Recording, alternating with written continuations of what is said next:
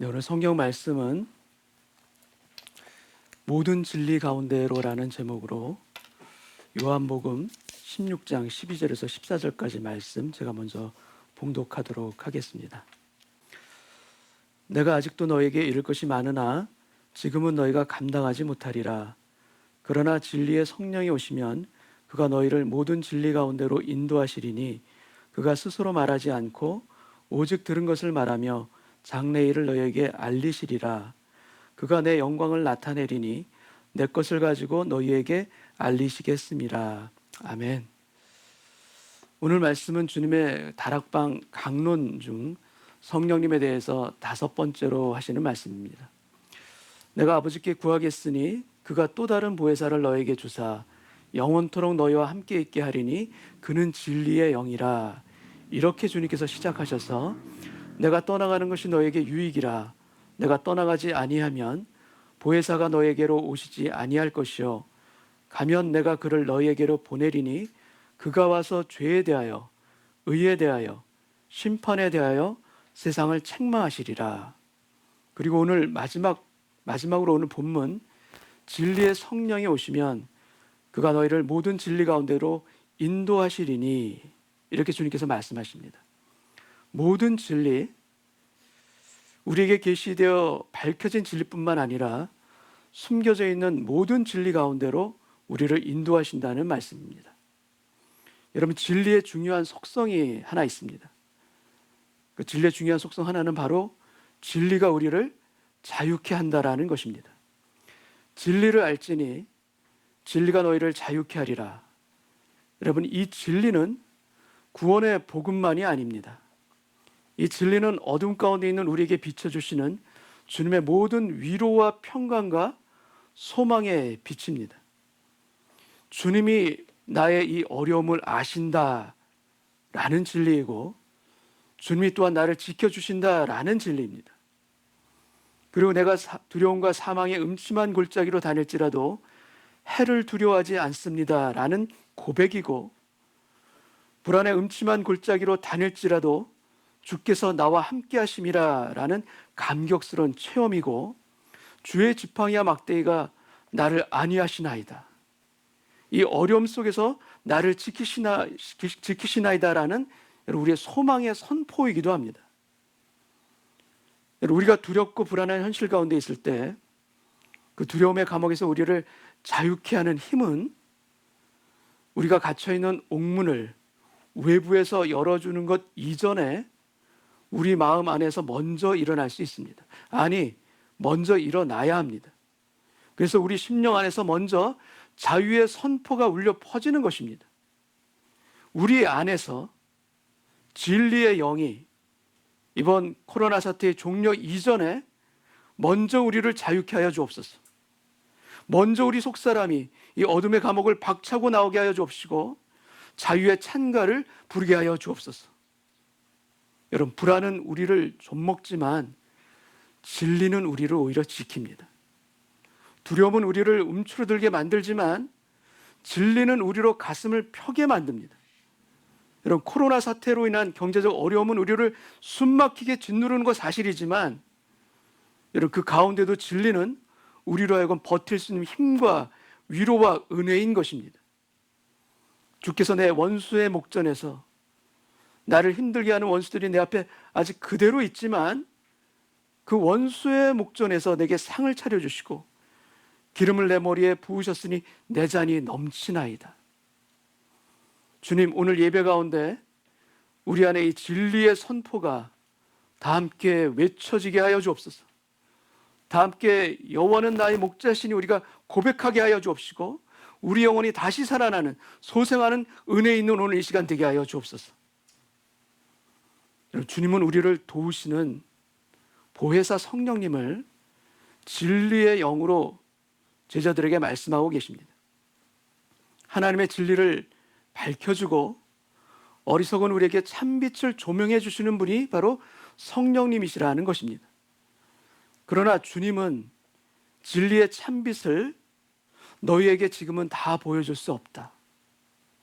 지금은 다 비춰주지 못한다라고 말씀하십니다. 요한복음 16장 12절 말씀을 제가 읽겠습니다. 내가 아직도 너에게 이를 것이 많으나 지금은 너희가 감당하지 못하리라. 주님이 알려주시고 싶은 것이 많으나 지금은 아니다. 지금은 너희가 감당하지 못하리라. 여기 감당하다, 영어로 bear라고 번역된 헬라어의 마스타자이는 견디다, 인내하다라 이런 의미가 아니라 너희가 지금은 이 진리를 이해하지 못하리라, 깨닫지 못하리라, 바로 이런 의미입니다. 여러분, 주님의 진리는 무게가 있습니다. 진리의 무게.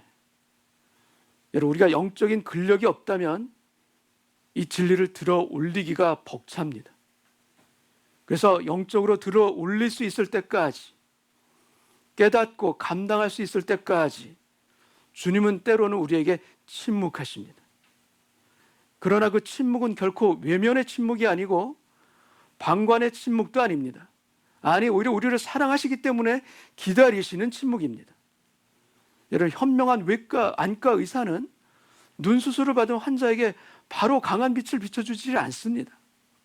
감당할 수 있을 만큼 서서히 그 빛을 비춰주는 것입니다. 그래서 진리와 계시는 한 발짝씩 올라가는 계단처럼 점진적으로 우리에게 비춰지기도 합니다. 지금은 알려주셔도 모릅니다. 아니, 알려주면 오히려 주님의 뜻과는 반대로 움직일 수도 있는 존재가 바로 우리들입니다. 초등학생에게 수학을 가르칩니다. 근데 모든 것을 다 가르쳐줘야지, 숨김없이 다 가르쳐줘야지, 이런 마음으로 미분도 가르치고 적분도 가르치고 벡터까지 가르친다면 여러분 어떻게 되겠습니까? 마음껏 다 가르치면 어떻게 되겠습니까? 그럼 그 아이는 다시는 공부하기 싫어, 난 배우기 싫어, 아마도 책을 집어 던질지도 모릅니다. 아니, 우리가 바로 그렇습니다. 주님께 기도합니다. 주님, 지금 이 상황이 도대체 무엇입니까? 왜 이런 어려운 일이 저에게, 우리 가족에게 일어나는 것입니까? 그렇게 주님께 질문 드렸을 때 주님이 다 알려주시던가요? 친절하게 주님께서 이건 이래서 이런 것이고 저건 저래서 저런 것이니 네가 이해해라, 주님께서 그러시던가요? 그렇게 납득이 되어서 우리 마음이 그런 식으로 해결된 적이 여러분 혹시 있으십니까? 물론 때로는 주님께서는 알려주실 때도 있으십니다. 그러나 많은 경우에는 그냥 침묵하세요. 근데 주님의 그 침묵을 여러분은 어떻게 생각하십니까? 주님의 그 침묵 가운데 여러분의 마음은 어떻게 그 마음이 자리 잡고 있습니까? 섭섭하십니까?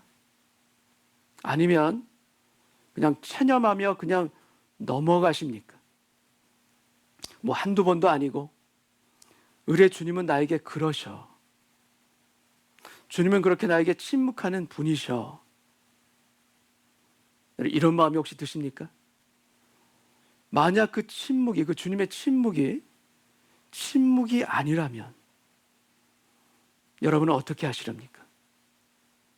주님은 말씀하시는데, 나에게 여러 가지 방법으로 계속해서 말씀해 주고 계시는데 내가 알아듣지 못하고 있다면, 기도의 자리에 나와서 엎드리며 들어야 하는데 내가 들을 자세를 가지고 있지 못해서 지금 내가 듣지 못하고 있다면,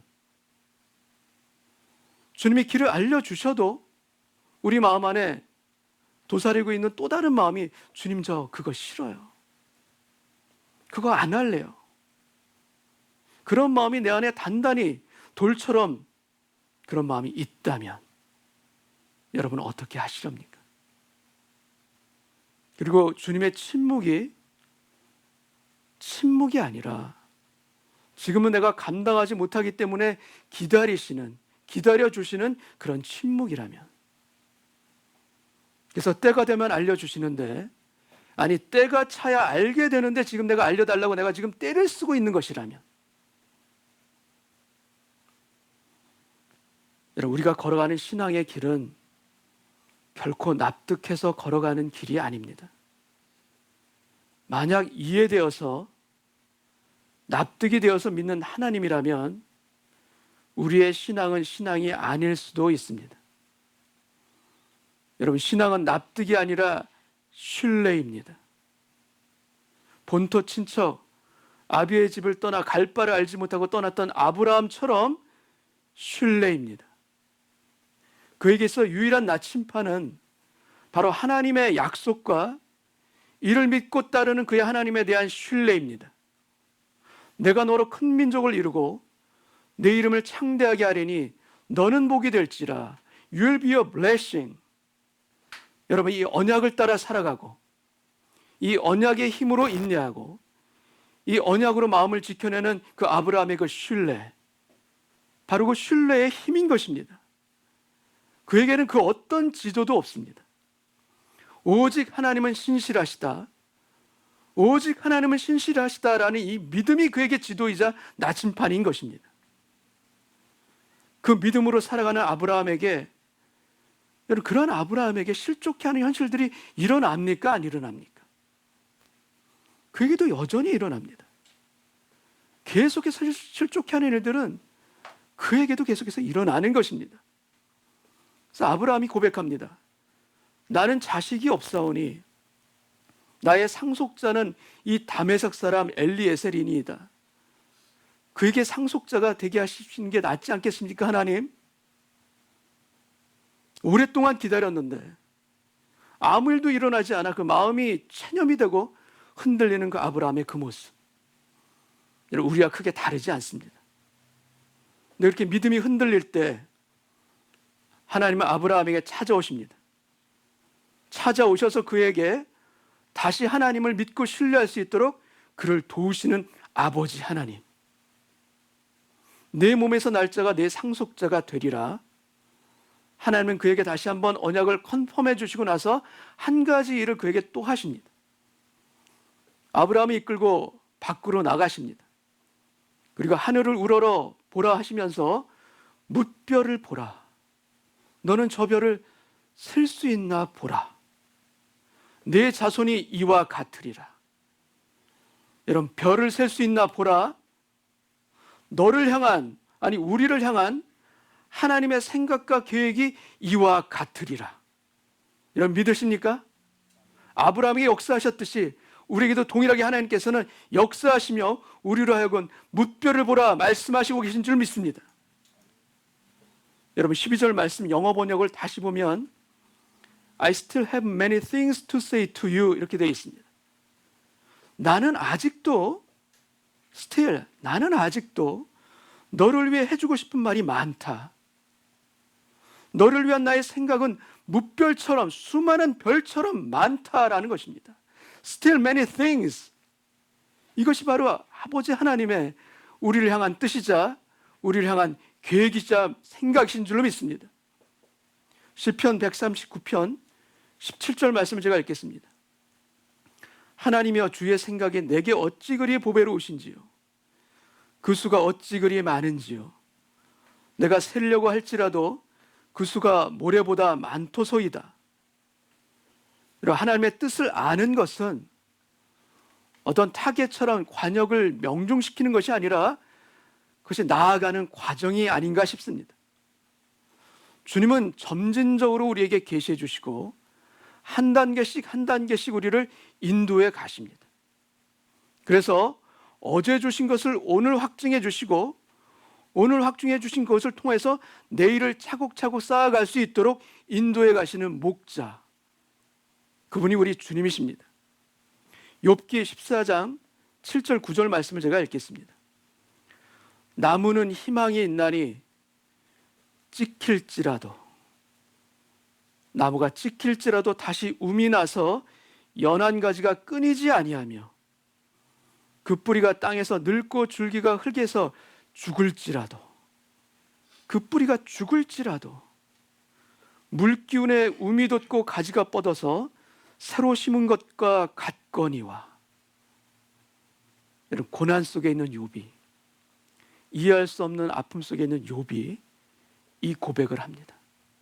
이 소망을 고백합니다. 여러분, 이 욥의 고백이 불안과 두려움의 현실 속에 있는 오늘날 살아가는 우리 모두의 고백이 또한 되기를 소망합니다. 하나님의 약속과 우리를 향한 당신의 언약은 중도에 포기하는 법이 없으신 줄 믿습니다. 절대로 포기하지 않으신 줄 믿습니다. 그래서 우리 삶의 오늘의 실패가, 오늘의 어려움이 오히려 내일의 승리와 내일의 축복을 이루어 가시는 하나님의 디딤돌이라는 것을 우리가 믿고 걸어가는 우리 모두가 되시기를 주님의 이름으로 축원합니다. 그래서 우리도 욥처럼 담대하게 선포하기를 원합니다. 욥이 선포합니다. 주께서는 나를 부르시겠고 나는 대답하겠나이다.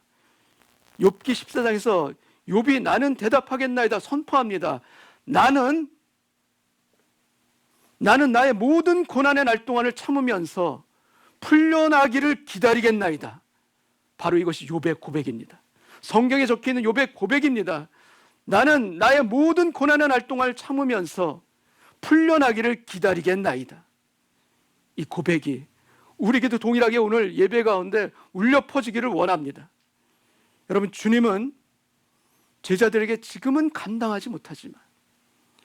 그들이 감당하지 못하지만 장차 성령이 너에게 오시면 너희를 진리 가운데로 인도하시리라 말씀하십니다. 13장 앞부분을 제가 읽겠습니다. 그러나 진리의 성령이 오시면 그가 너희를 모든 진리 가운데로 인도하시리니. 우리 모두는 진리 가운데 인도함을 받아야 하는 부족하고 어리석은 인생들입니다. 가야 할 길을 보지 못하는 블라인드이기도 하고 또 용기 내서 걸어가지 못하는 나약한 베이비이기도 한 것이 바로 우리 자신들입니다. 그러나 진리의 성령이 우리를 인도하십니다. 모든 진리 가운데 우리를 인도하십니다. 여러분, 우리에게는 이것이 너무나도 큰 힘이요, 분명하게 역사하시는 살아있는 성령의 능력이자 우리에게는 산 소망의 말씀인 것입니다. 성령님은 우리를 인도하십니다. 우리의 등을 떠밀고 가는 드라이브 하시는 것이 아니라 우리를 가이드 하십니다. 우리의 팔목을 붙들고 끌고 가시는 것이 아니라, 포스하는 것이 아니라 우리를 가이드 하십니다. 성령님은 우리를 컨트롤하지 않으십니다. 우리를 가이드 into all the truth, 모든 진리 안으로 우리를 인도하시는 성령님. 때로는 저를 인도하시는 것보다 성령님, 저를 컨트롤해 주세요. 저를 막 등을 밀어주세요. 저를 드라이브해 주세요. 이런 마음이 들 때도 솔직히 있습니다. 세상의 정욕과 유혹으로 인해서 우리의 눈이 감길 때,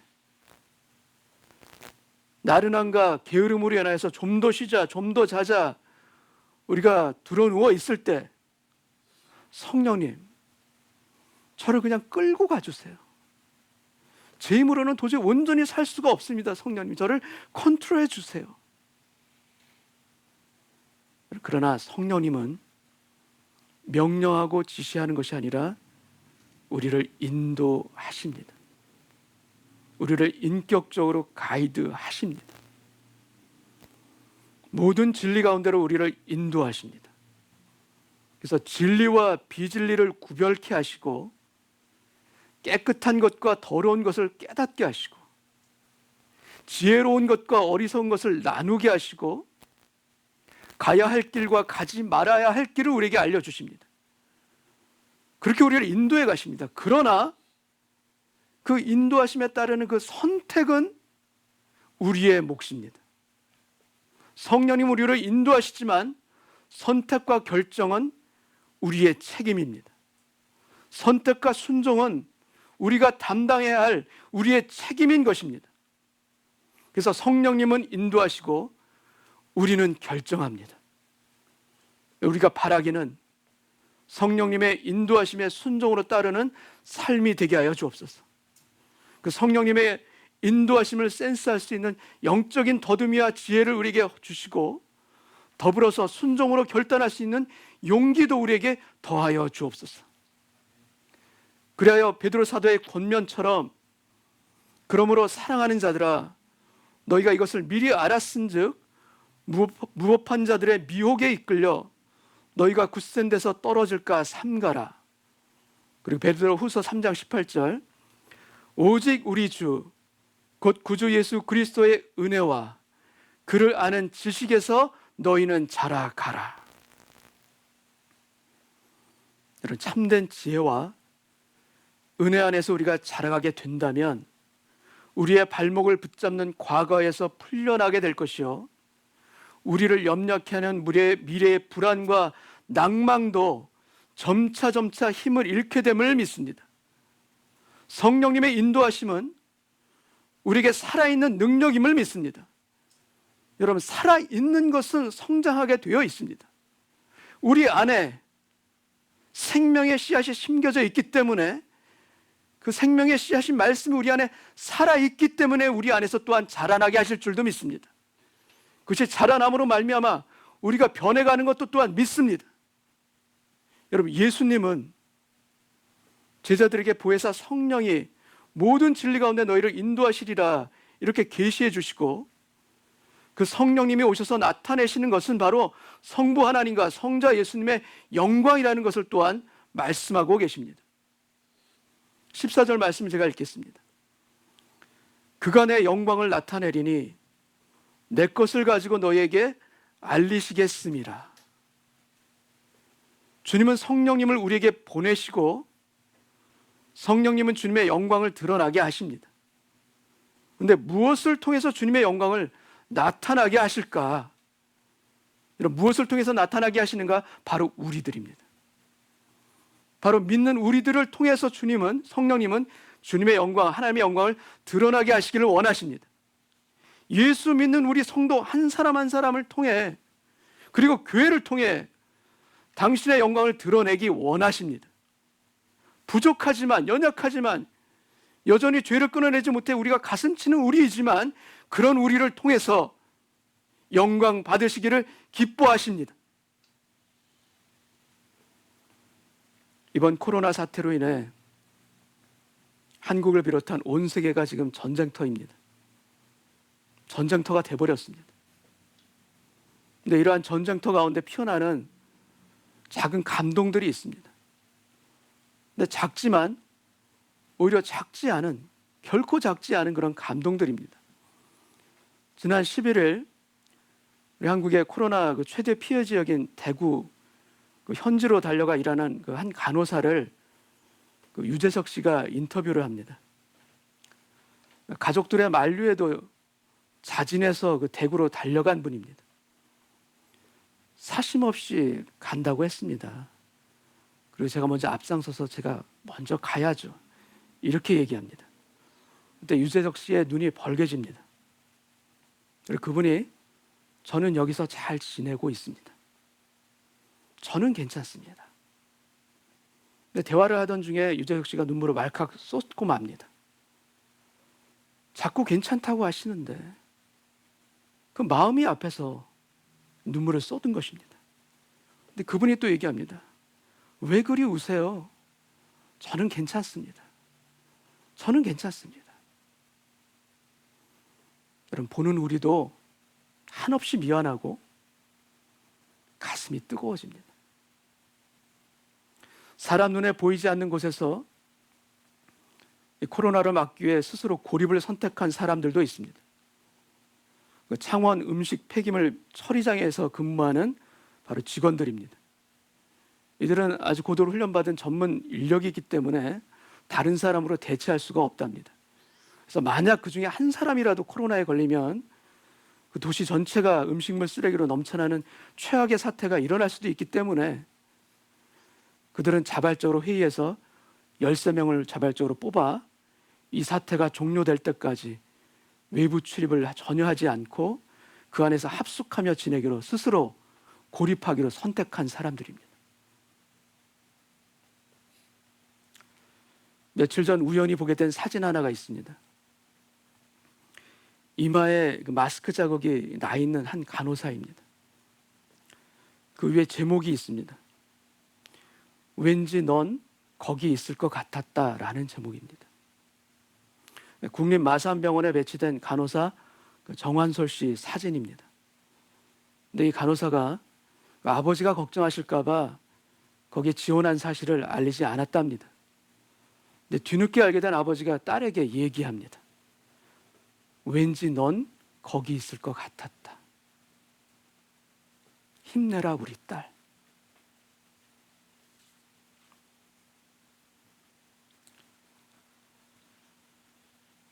여러분, 우리가 주 안에서 감당해야 할 일들이 바로 이런 일들이 아닌가 싶습니다.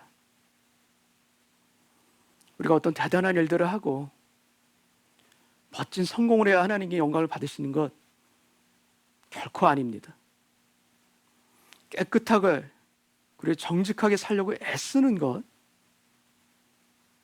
내 삶이 녹록지 않지만 내가 있는 삶의 그 자리에서 내 주변을 돌보는 것, 그리고 이 상황 가운데 불안해하는 지체들에게 위로와 격려의 카톡을 보내는 것, 아파하는 세런들을 위해서 조용히 하나님께 기도하는 것, 그리고 우리의 바쁜 일상 가운데 잠깐 멈추고 하나님께 기도하며 감사하는 것. 여러분, 이 작은 이삭 죽기와 같은 일들에 우리의 마음이 담기고 우리의 시간이 담기고 우리의 생각이 담길 때 주님은 우리를 통해서 영광을 받으실 줄 믿습니다. 우리를 통해 영광을 받으신 것입니다.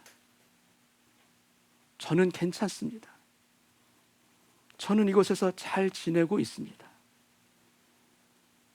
여러분, 이렇게 고백하는 그 간호사처럼 모든 진리 가운데 인도하시는 성령 안에서 우리의 입술과 우리의 마음이 지켜지기를 주님의 이름으로 축원합니다. 함께 같이 기도하겠습니다.